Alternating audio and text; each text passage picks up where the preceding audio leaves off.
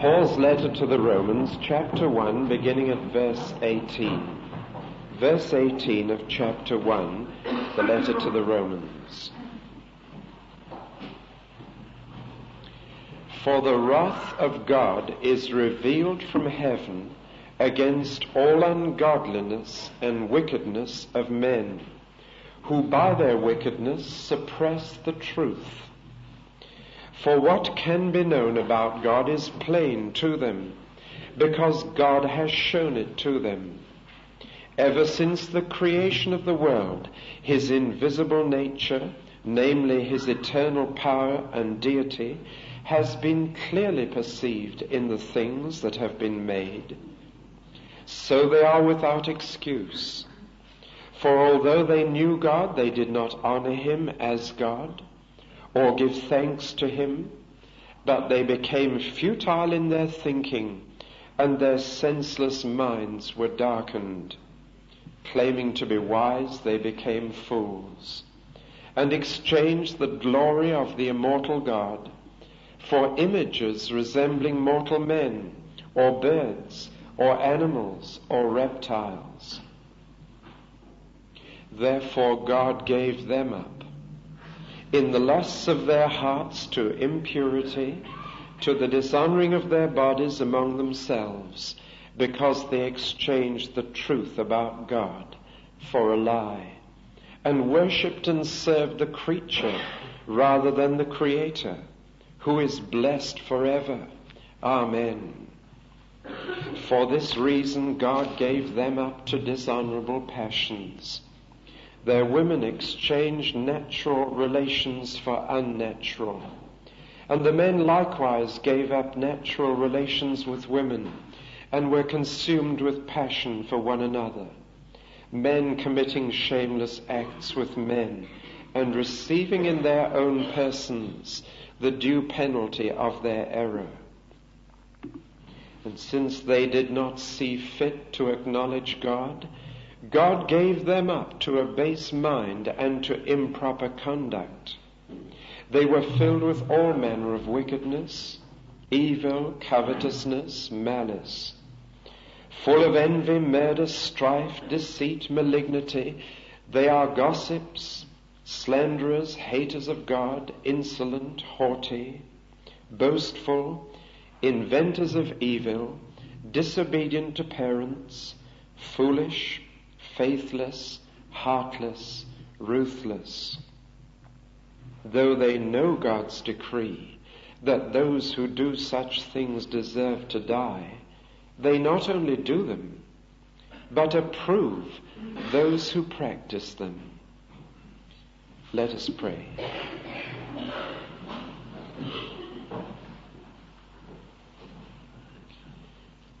Our gracious God, we thank thee that on the first day of creation thou didst say, "Let there be light," and that light flooded the darkness.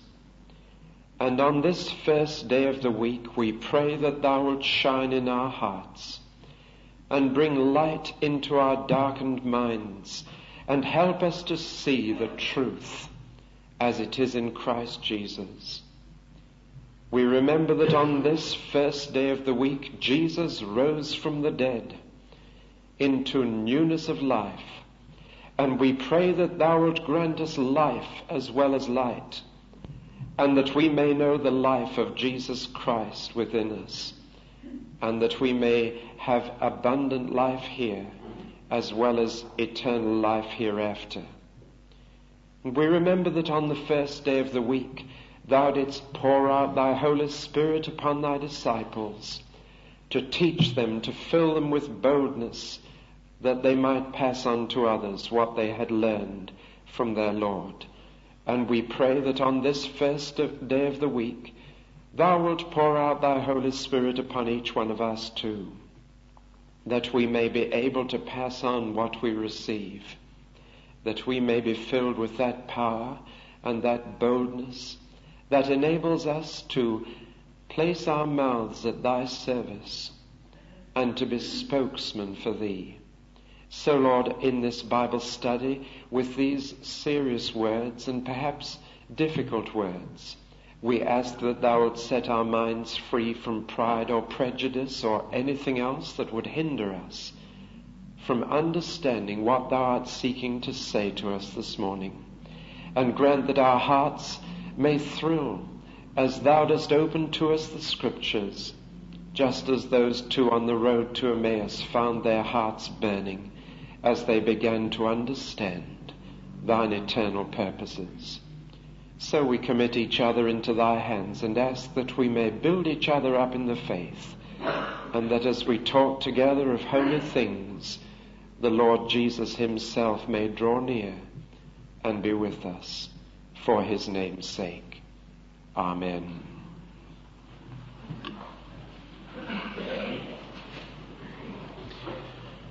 This week I picked up a book by the sub-dean of Westminster Abbey, and I noticed that the chapter heading for chapter 1 was this: The Good News of God's Anger.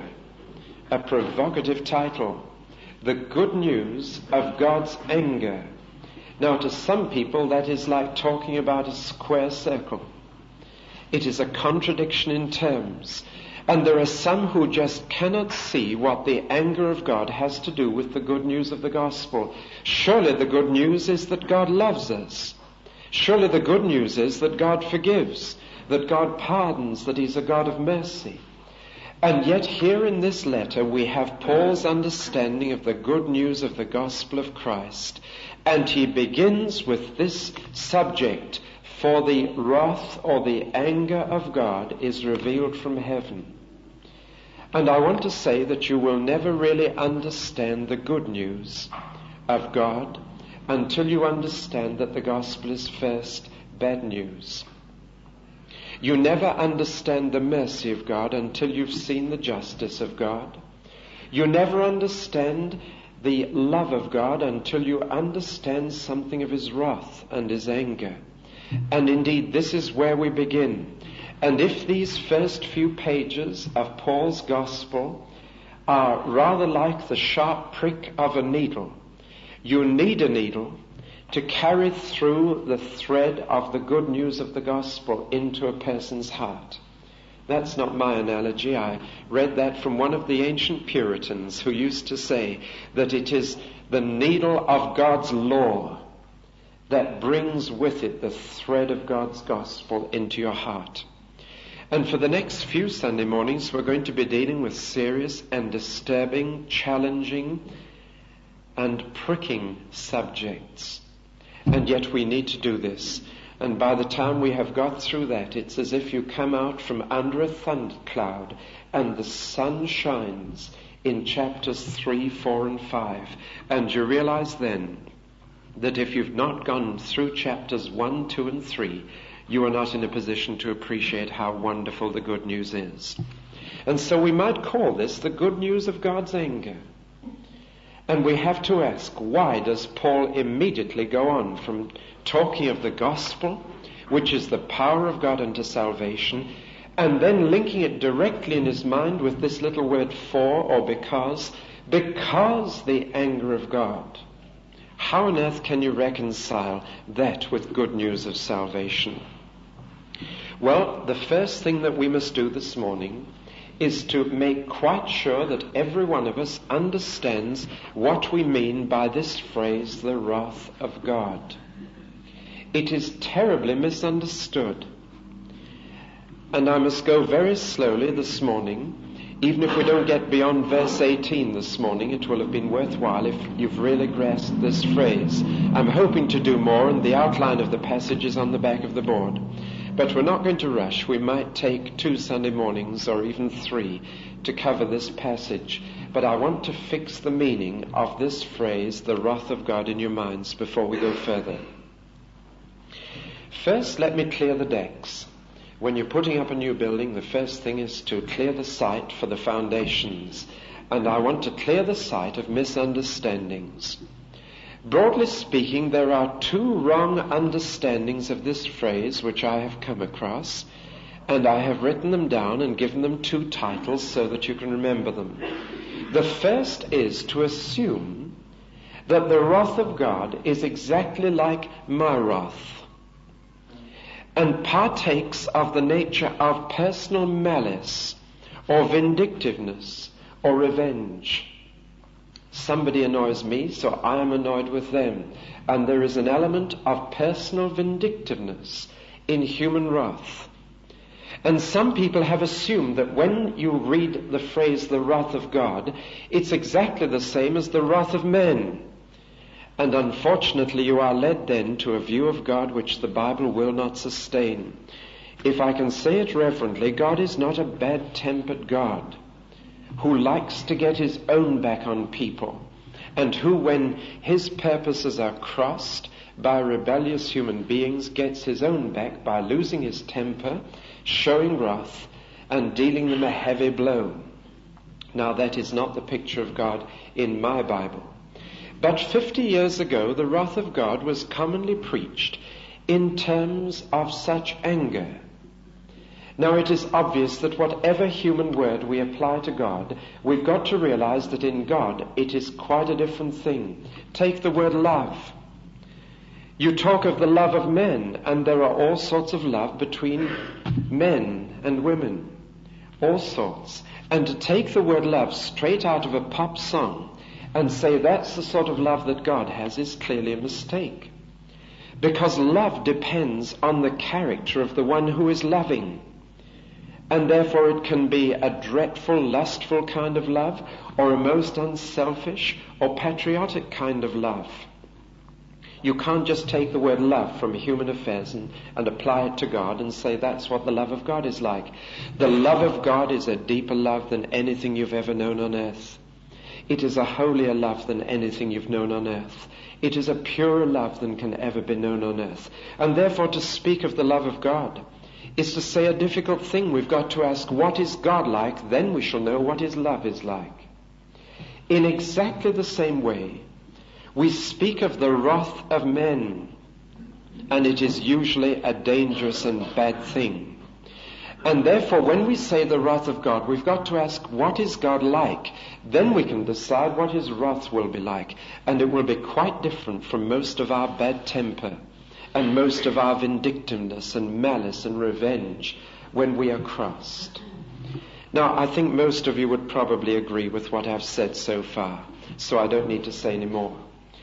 The funny thing is that when people began to react against that view of the wrath or anger of God, the pendulum swung right to the other extreme. And the view is now being widely believed that the wrath of God is not anything personal at all, and is something very impersonal. Now, I'm going to mention one or two names here because I think this will be helpful, since a number of you are following various commentaries on Romans while we do these studies. The man who is responsible for this second view is a congregational professor of theology under whom I had to sit at Cambridge. His name, Professor C.H. Dodd. And he was responsible for translating the letter to the Romans in the New English Bible, and has put in that translation his own view of this phrase, the wrath of God. And that view has been followed by many, many people, including, bless him, William Barclay, whose commentaries are so helpful in many other regards. And I mention this because some of you are following that commentary. And he there attributes his views to Professor C.H. Dodd. And if you've got a New English Bible in your hand this morning, you'll see the translation, not wrath, but retribution. The retribution. That's the phrase. Now, what does this view really look at when it says the wrath of God? Briefly, the idea is that the wrath is not something directly connected with God at all, but only indirectly. That built into this universe there is a moral order, and that when you do something wrong you will foot the bill, and that is what is meant by the wrath of God. At a very simple level, if I eat too many green apples, I'm going to suffer from the tummy ache. That is a sort of built-in mechanism. God has so made me and apples that if I do that, that's what will happen. Or if I walk off a cliff, I'm going to come a great big bump at the bottom. I only illustrate the law of gravity. I can't break God's law of gravity. Well, now, applying that morally, The view is that if I do certain things that are wrong, sooner or later I will foot the bill in body and mind and soul. And that there is a built-in moral order that whatever a man does or sows, that shall he also reap. Now there is an element of truth in this. God has so made the universe that this does tend to happen. And a man who lives in sin can ruin his body. That's an illustration of it.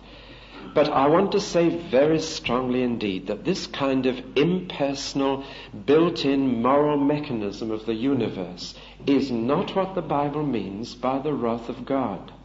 It is something that is revealed from heaven, not from earth. It is something that comes personally from God, not impersonally from the world in which I live. And I think it is a very dangerous misunderstanding of this phrase, and has led people to think that God is never angry, that it's only the universe that is angry with me in a sense, and that you can't really call that anger. You must use an impersonal word like retribution to translate this phrase.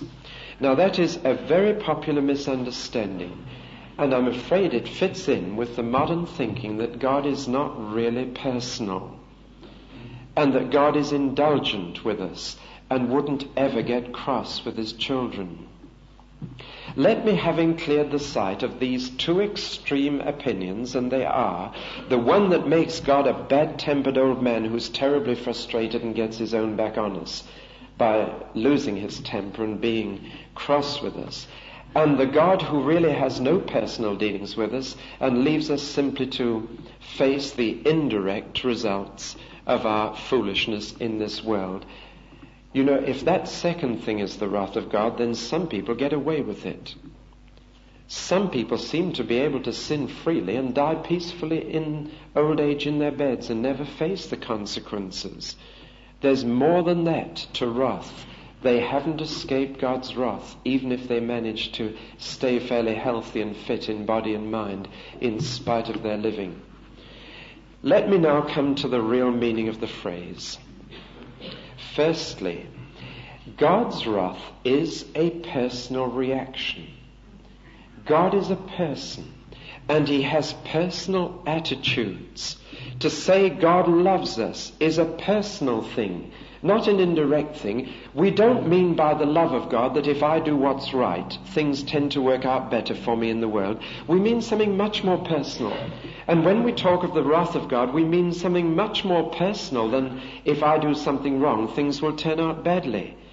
To say God loves me, I'm not describing the universe or the built-in mechanism of good. I'm describing a person loving another person. And to say God is angry doesn't mean I'm describing the universe. I'm describing a person who has had a reaction to what I've done. Now, can I begin this way? One of the marks of a real person is that you have reactions to things that happen. You maybe feel glad about something, you maybe feel sad about something. You may feel excited or you may feel bored. You may feel angry or you may feel happy. Now, you watched last Sunday night, many of you, a film, and one of the scenes in that film will have been burnt on your memory. And the scene was a group of young children dancing on the roof of a new American car until the roof had caved in like this, smashing the windows, ripping the seats. Now, how did you feel when you saw that scene? Did you have any reaction at all? Or were you just, well, fancy that sort of thing happening over in New York? Or did you have a more personal reaction? I'll tell you this, if that had been your car, you would have had a reaction. And because this world is God's world, he has a reaction. Do you see now? That's where it begins. Vandalism is bound to cause a reaction when it touches something that belongs to you. And supposing that car was not only your car, but was in fact a car on which you as an engineer had labored for years building, and had just completed and made it just right and just new and just perfect, what would you think then if you found a group of children jumping up and down on it and smashing it to bits? Now we begin to realize what a personal reaction to vandalism can be. when we think like that. Why, some people, if somebody just put one little scratch on their car, they'd have a strong enough reaction. Now, God, when he made the world, said, that's good. That's very good. And look what he sees now. He looks down at a world that he made to be a place of peace and joy and love, a place that was meant to be free from disease and death, a place that was meant to be a wonderful home for people made in his own image. And what does he see? He sees a world which has not been free of war for 10 years in recorded history. He sees a world in which men do not acknowledge him as God, do not thank him for what he is or for what he does, and spend their time in a selfish way, fighting each other, gossiping about each other, killing each other.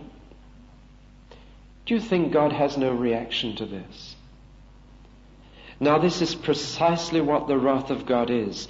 It is the reaction of a holy God who makes good things to sinful people who spoil them.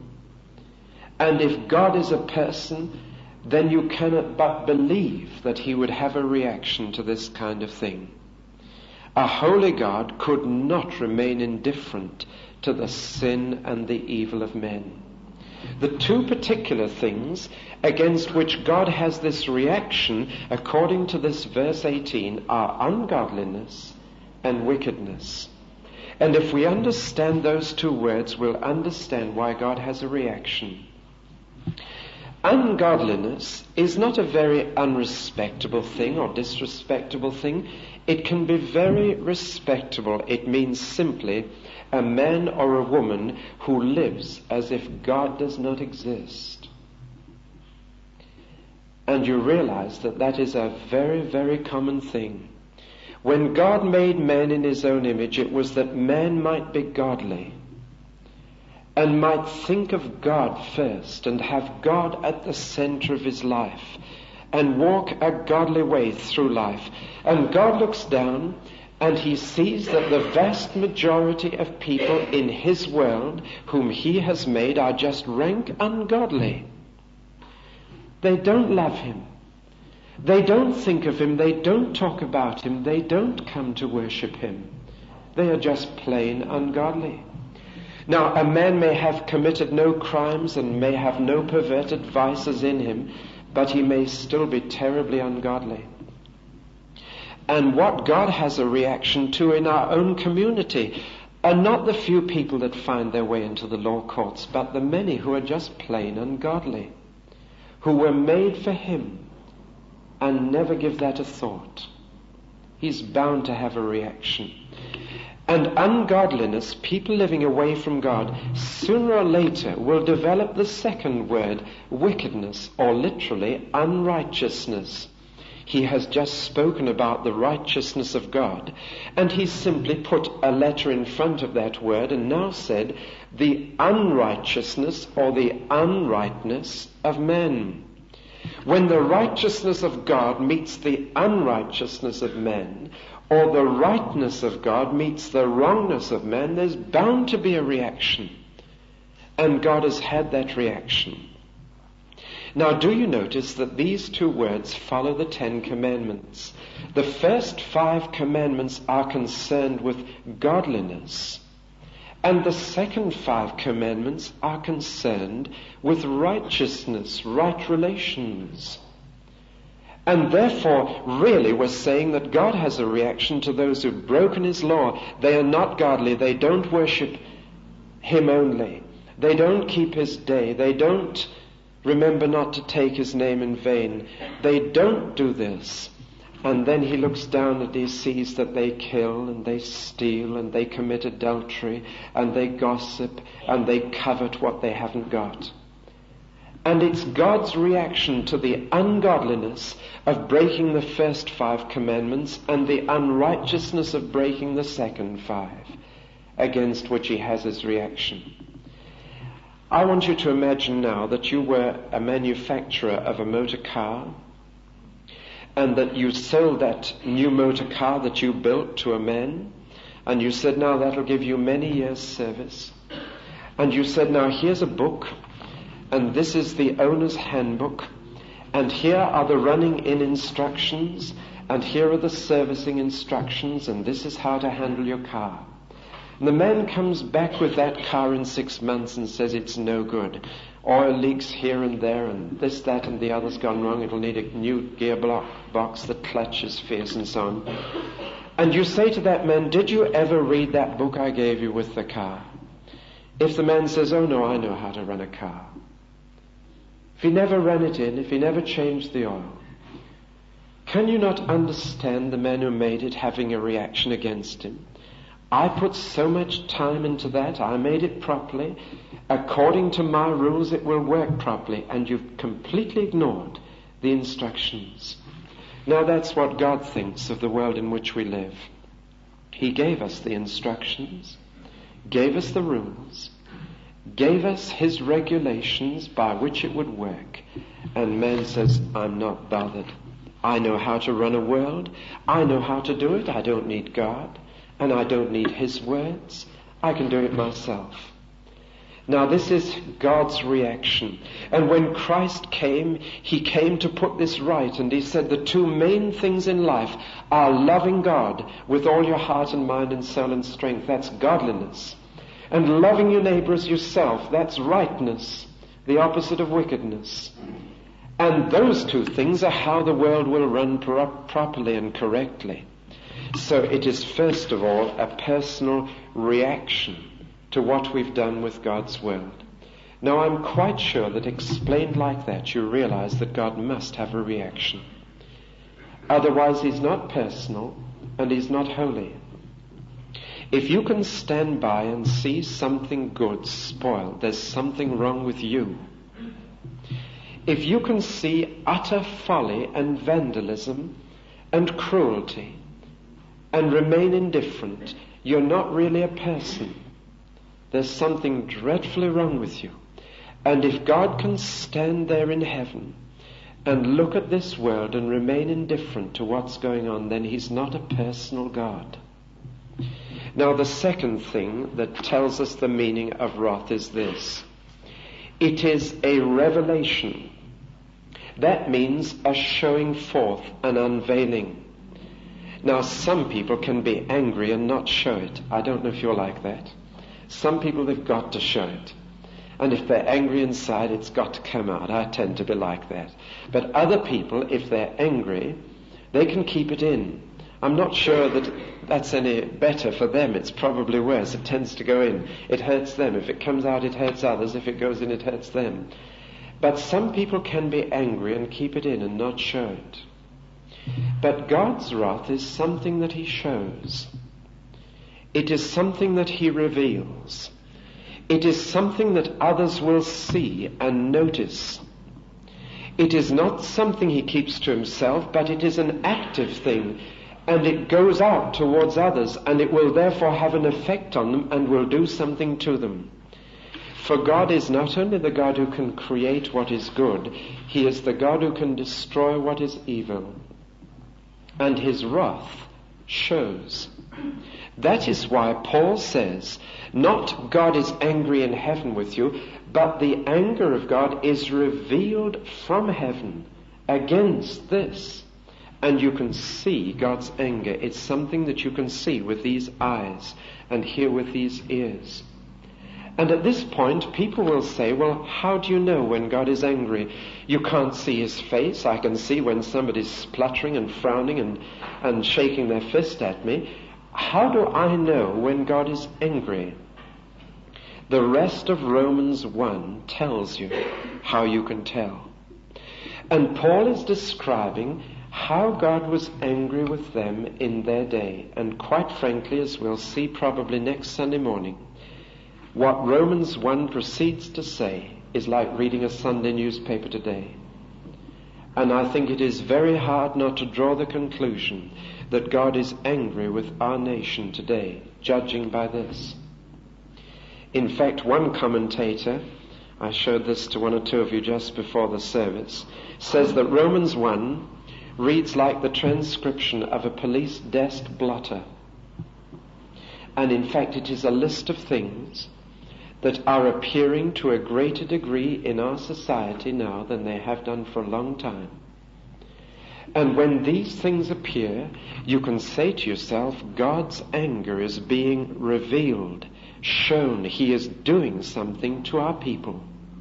He is showing his anger at what we have done to him and what we have done to his law and to his good world.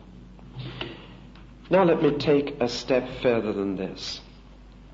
The Bible, of course, is full of the anger of God as well as the love of God. And the Old Testament has many instances of it. And in the Old Testament you find that the anger of God is shown in a double way. Sometimes it is shown over a long period as a slow process. But at other times the Bible talks of a sudden crisis in which God shows his anger completely. In other words, you have two kinds of anger in God. Sometimes it's what he does over a long period of years to a people or a nation. Other times, there is one day in which something catastrophic happens that gets it over quickly. Now, the interesting thing is that the Greeks had two words for anger. One was the sort that was prolonged, and the other was the sort that was very sudden and over quickly. And both of these words are described about God. In Romans, the word is the word that means that slow process. But in the book of Revelation, another word is used that refers to a sudden crisis. And therefore you get, even in Romans, the wrath of God is being revealed in verse 18 of chapter 1. But if you open your Bibles and turn to chapter 2, verse 5, you have this said, "But by your hard and impenitent heart you are storing up wrath for yourself on the day of wrath, when God's righteous judgment will be revealed." In other words, there are two kinds of anger that God shows. One he shows now, in the present. One he will show in the future, in a day. And these two different ways you can see.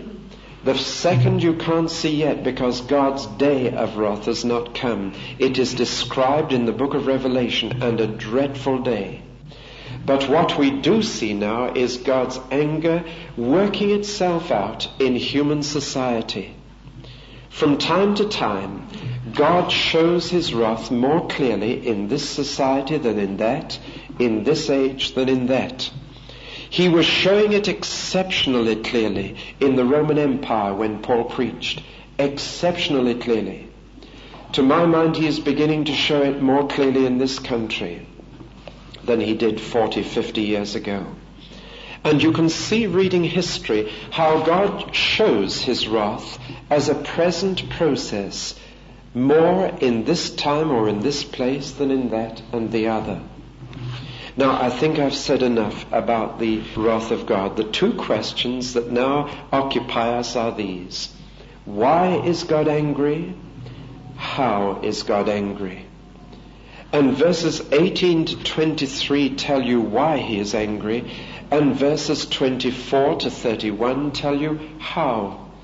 It is most important to find out why, and then we shall ask how. I think, Mr. Bickle, if we could turn the board over at this point.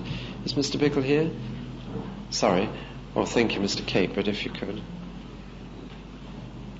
And then we'll look at the outline of the rest. While the board is being turned over, I wonder if I could read a sentence from a very fine book from a man, Archbishop Temple, that great Archbishop of Canterbury during the war. His comment on the phrase, the wrath of God, is this. This is the Archbishop of Canterbury speaking, and obviously right on the ball. He says of the phrase, the wrath of God, terrible words, a sentimental and hedonist generation tries to eliminate wrath from its conception of God. Of course, anger and wrath are taken to mean, if anger and wrath are taken to mean the emotional reaction of an irritated self-concern. There is no such thing in God. But if God is holy love, and I am in any degree given to uncleanness or selfishness, then there is in that degree stark antagonism in God against me. And so long as I am disobedient, that wrath of God continues. Now that's very finely said. And would that all bishops, archbishops, ministers, preachers, pastors had as firm a grasp of what the phrase the wrath of God really means. Now let's look at these two questions. Why is God angry and how? And the answer is quite simple. God is angry because men have given him up. And that has led them inevitably into idolatry. And so to show his anger, how is he angry? God gives men up. And that leads inevitably to immorality. Now these are the two sides of God's wrath. Why and how? Men give God up. God gives men up. The result of the first is idolatry, and the result of the second is immorality. And you notice the order. Change your religion and you will change your morals. It is not the other way round. Change your beliefs and you change your behavior. Change your creed and you change your conduct. Change your faith and you change your ethics. It is because men have given God up and substituted some form of worshipping something else, which is idolatry, that God has given men up, taken the brake off society, and when God does that, there is nothing can stop the moral rot. Nothing. You may try to pass laws, you may try to control or stem the tide, but standards go down and down and down. I can illustrate this so simply. When people in this country started saying, why be married in church? They began to move away from a conception of marriage that had God in it. Now they ask, why be married? You see how the second has followed the first. Put God out of your life and you're putting goodness out. Change your religion or neglect your religion, give God up, and sooner or later you will wonder why your children and grandchildren become so disobedient, and why their standards are not yours, and why you cannot pass on to them from generation to generation the standards that you knew. Muck to muck in 3 generations is a Yorkshire proverb, and we are seeing that.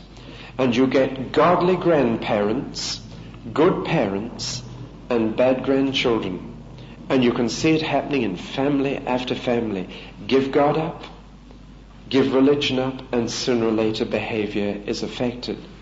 Now this is how God shows his anger. Let us then start this morning, and it's only time, I think, to begin to look at the first half of the board, and we'll finish it next week.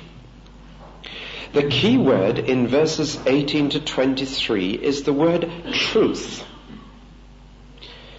There is a truth about God that we need to know to worship him, quite obviously. And at this point, we've got to look very squarely at an important question. What about those who have never heard the truth? How can you blame someone who's never heard the gospel? How can anybody be guilty who has never even read the Bible and never had a chance to? How can you blame somebody who's never known the truth for not worshipping God? The answer is there is no one in the world who has not had the truth. And if you really grasp that, you'll understand why missionaries have to go. And they go not because the world is innocent, but because the world is guilty. Not because the world is ignorant, but because the world knows the truth and has turned it down. Now we've got to ask very clearly, how have they had the truth and how have they turned it down? Paul's thesis is this: every man and woman in the world has had the truth about God, and they have turned it down. That is why the gospel is so needed everywhere. If that is not true, and if people are innocent until they've heard a missionary or heard the gospel or read the Bible, then really we're doing a wrong thing to send missionaries. Because a missionary's preaching makes them guilty where they were innocent. But that is not their condition. They are guilty, not innocent, and the missionary goes to tell them how to be forgiven. And their guilt lies in the fact that they have suppressed the truth. That's the phrase used here. And it is applied to all men indiscriminately. Now, what truth have they suppressed?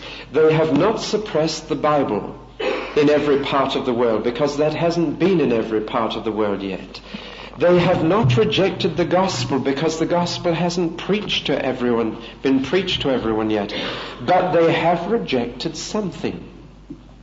And it is this: God has shown plainly to everyone in the world all they need to know to believe in Him through the things that He made.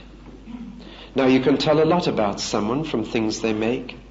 If I gave each of you something to make this morning, I could tell which of you were careless, which of you were skillful, which of you liked to do a thing quickly and get it over with, which of you were interested in doing things with your hands. I could tell quite a lot about what you've made. And when you look at the things that God has made, you can tell a lot about God. You can tell two things particularly, says Paul. There are two things that everybody in the world can know about, and they are these. First of all, the power of God. The power. Think of one atom and the power that's packed in it. The person who packed that atom must be a mighty powerful person. Think of the power of the oceans, the power of the storms. Think of the power that holds the stars in their courses in the universe. The one who made that must be mighty powerful. No one has any excuse for not believing in a powerful God. No one. One look at the things He has made and you say what power He must have to do that.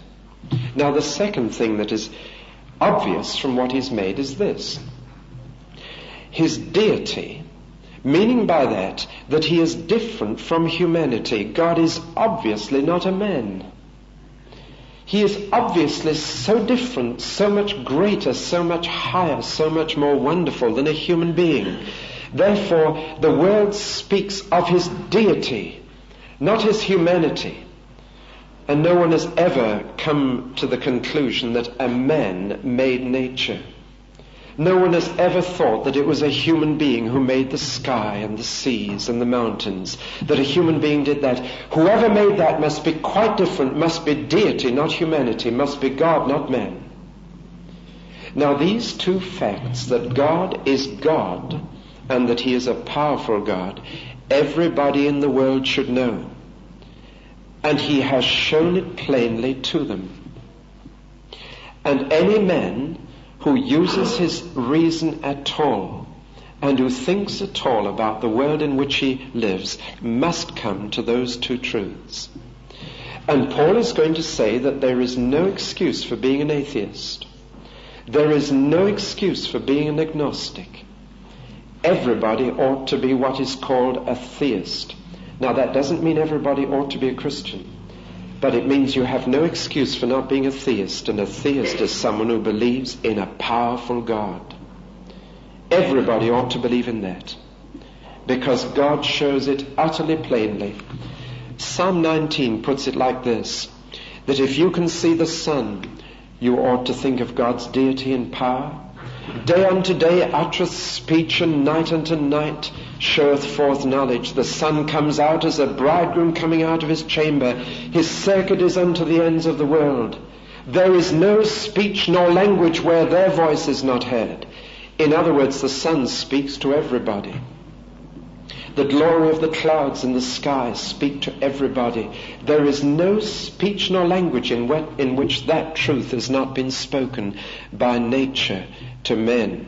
There are 2,800 languages in the world, and yet in not one of them is this truth not known. The truth of the starry heavens above, and the hills around. This is truth. Now we can go a little further than this. Therefore, everybody has heard the truth about God. And everybody ought to have done two things. Firstly, acknowledged that there is such a God, honored him as God, and second, thanked him for making the world and for providing what we need in it. Now, everybody ought to do that, whether they're Christian or not. No one has any excuse for not honoring God and thanking him for making and providing what he does. Now, if this is so, it doesn't mean that we're living in among a lot of innocent people who've never heard the truth. We're living in a guilty human race that ought to be honoring and thanking God on this Sunday morning for what he is and does, and is not doing that. And quite deliberately, men have rejected in their minds these two truths and have turned away from them, quite deliberately. Paul uses a word which is translated here suppress, which I've used on the board. The literal word is hold down in chains. It means to confine, to deliberately to turn away from the truth and suffocate it and stifle it. Men have deliberately shut their minds off from this. Why, people walk past this church by the thousand during the week, and they know that we meet here to honor God as God and to thank him for what he is and does. They know that, and they deliberately shut their minds off from the challenge of it, and deliberately do not think about it.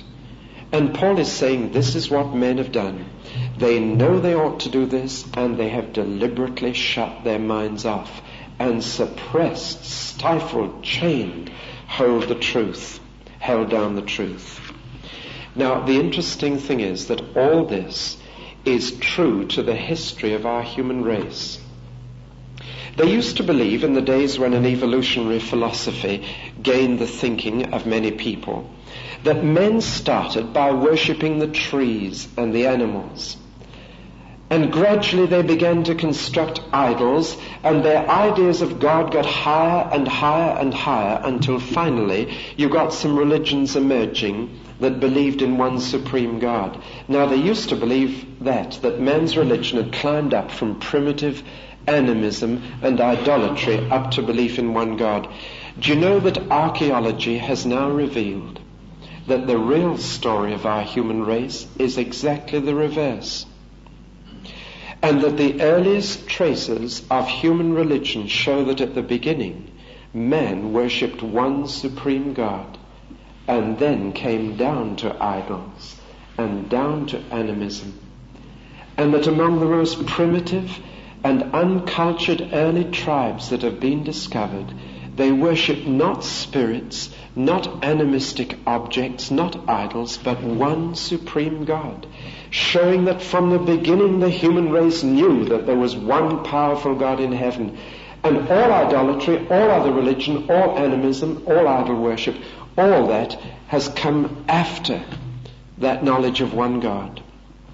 This, of course, is true to the Bible, because at the beginning of the Bible we have the beginning of the human race worshipping, acknowledging, honoring and thanking one supreme God. And only later does idolatry creep in. And this is the story of our human race. Men have deliberately rejected the truth which they knew. And Paul says they knew God, and they've turned away from him. It is not that the human race doesn't know God and is groping for him. The other religions of the world are not people seeking God, but are the substitute which man has devised for the true worship of the true God, which he knew was right. Now, if that is true, it will have profound results on your missionary interest. If it is not true, then the rest of the epistle to the Romans falls to the ground. But that is the truth as Paul gives it. So then, they are without excuse. The one thing you can't do before God is plead ignorance. The one thing you can never say is, I'm innocent, I didn't know enough. And it does mean that God will accept A man who has never heard the gospel, never read the Bible, never heard of Christ, who has sincerely and honestly followed the light of the truth that was revealed to him through nature, and has feared and honored and acknowledged and worshipped the one supreme God. It does mean that. And I can prove that from the Acts of the Apostles. Do you remember Cornelius? Cornelius hadn't heard about Christ. Cornelius didn't know the Christian gospel. But Cornelius was a man who believed in the one supreme God and worshipped him. And when Peter came, Peter said of Cornelius, "Now I know that God is no respecter of persons, but he accepts him in every nation who fears God." And Cornelius was such a man. He had the truth and he followed it. But the tragedy is that the vast majority of our human race have had the truth and have not followed it. They know there is one supreme powerful God. They know they ought to honor him. They know they ought to thank him. They know they ought to worship him. And they have deliberately turned away. My last word this morning is this. That leaves a hole in their life. What Pascal, I think it was, called a God-shaped blank in the human soul. And nature abhors a vacuum. And when you've given God up, there is a blank in your life you've got to fill with something or someone else. You cannot stay unreligious. You can't stay without a God to worship and serve, something to which you can give your affection and your loyalty and your respect and your honor. You've got to fill the hole. And next Sunday morning we shall go on to ask, with what has the human race filled that blank? When a man pushes God out of his life, what does he put into it? And we shall see that this is of the essence of idolatry. And it matters not whether your idol is a lump of stone or a coin of gold. Something will come into that blank. And you will do what Paul says here. You will exchange the truth of God for a lie and worship and serve the creature rather than the Creator. You will give your life to something he has made instead of he who made it. And though we don't see around Gold Hill Common the sort of idols that you see around Athens today, you will find around Gold Hill Common people who have given their lives to something that God has made, something that he created, and they have given themselves to that. That is now their God. And we see that you can't remain irreligious. God made us to worship. And if we give God up, we must find something else to worship and put in his place. There we must leave it for this morning. And we'll take up the story next Sunday morning and cover the rest of this passage from Romans 1.